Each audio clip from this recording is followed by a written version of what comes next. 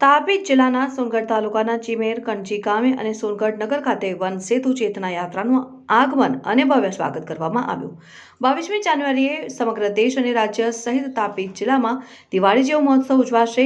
પ્રભારી મંત્રી શ્રી મુકેશભાઈ પટેલ તાપી જિલ્લામાં પણ સૌ કોઈ પોતાની આસપાસ આવેલા ધાર્મિક સ્થળોએ સ્વચ્છતા જાળવવામાં સહયોગ આપે તેવી અપીલ કરતા પ્રભારી મંત્રી શ્રી મુકેશભાઈ પટેલ ગત મોડી સાંજે તાપી જિલ્લાના સોનગઢ તાલુકાના ચિમેર કણજી ગામે અને સોનગઢ નગર ખાતે વનસેતુ ચેતના યાત્રાનું આગમન થતાં એનું આદિવાસી વચિંત્રો સાથે ભવ્ય સ્વાગત કરાયું। તાપી જિલ્લા ભાજપા પ્રમુખ મયંકભાઈ જોશી અને 172 નિઝરના ધારાસભ્ય ડોક્ટર જયરામ ગામિત અને બારડોલીના સાંસદ પ્રભુભાઈ વસાવા કાર્યક્રમમાં વિશેષ ઉપસ્થિત રહ્યા હતા।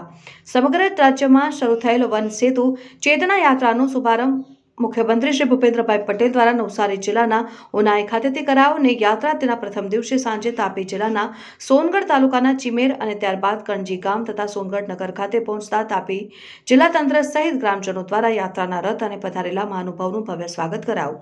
આ પ્રસંગે વન અને પર્યાવરણ, ક્લાઇમેટ ચેન્જ, જળ સંપત્તિ રાજ્યમંત્રી શ્રી અને તાપી જિલ્લાના પ્રભારી મંત્રી શ્રી મુકેશભાઈ પટેલ અને આદિજાતિ વિભાગના મંત્રી શ્રી કુંવરજીભાઈ હળપતિની આગેવાની હેઠળ તથા 23 બારડોલી મત વિસ્તારના સાંસદ શ્રી પ્રભુભાઈ વસાવા, ધારાસભ્ય શ્રી ડોક્ટર જયરામભાઈ ગામિત અને જિલ્લા કલેક્ટર શ્રી ડોક્ટર વિપિન ગર્ગ, જિલ્લા વિકાસ અધિકારી શ્રી VN શાહ સહિત વિવિધ અધિકારીઓ પદાધિકારીઓની ઉપસ્થિતિમાં તાપી જિલ્લાના સોનગઢ તાલુકાના ચિમેર અને સાદડવેલ રેન્જના કણજી ગામ ખાતે વનસેતુ ચેતના યાત્રાનો કાર્યક્રમ યોજાયો। આ પ્રસંગે પ્રભારી મંત્રી શ્રી મુકેશભાઈ પટેલે પ્રાસંગિક ઉદ્બોધન કરતા જણાવ્યું હતું કે આ વનસેતુ ચેતના યાત્રાનો ઉદ્દેશ દરેક લોકોને વન સાથે જોડવાનો છે।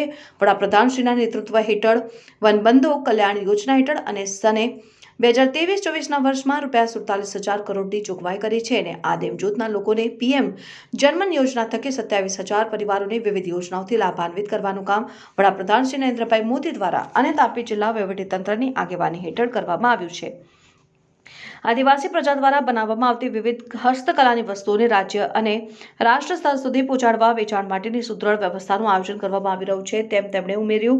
સોનગઢ નગરમાં વનસેતુ યાત્રા કાર્યક્રમમાં અયોધ્યામાં કાર સેવા કરવા ગયેલા નિલેશભાઈ ચંદારતે તથા વિશ્વાસ દેશલેનું શાલ ઉડાડીને પુષ્પગુચ્છ આપીને મંત્રી દ્વારા સન્માન કરાયું। ત્યારબાદ અયોધ્યા રામ મંદિરની પ્રતિકૃતિ સમાન આવેલા રથનો નગરજનો દ્વારા પૂજન અર્ચન કરવામાં આવ્યું। આ પ્રસંગે જય શ્રી રામના નારા સાથે સમગ્ર સોનગઢ નગરનું વાતાવરણ ગુંજી ઉઠ્યું હતું। કાર્યક્રમને સફળ બનાવવા જિલ્લા પ્રમુખ મયંકભાઈ જોશીના માર્ગદર્શનમાં હેતલભાઈ મહેતા, રાજુભાઈ ભાવસાર સાથે તેમની સમગ્ર ટીમને જહેમત ઉઠાવી હતી।